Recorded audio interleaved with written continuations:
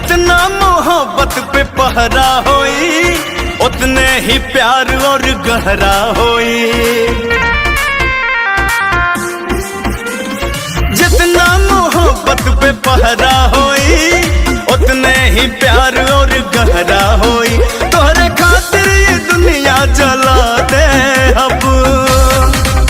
तू न मिलबा तो जहर खा ले हम, ना तो फसरी लगा ले हम। तू न मिलबा तो जहर खा ले हम, ना तो फसरी लगा ले हम।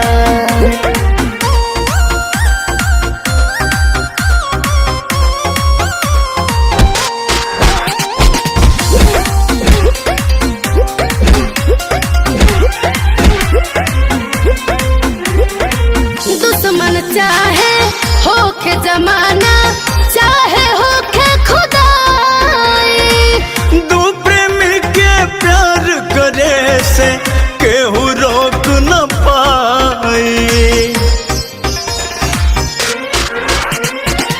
दुश्मन चाहे होके जमाना, चाहे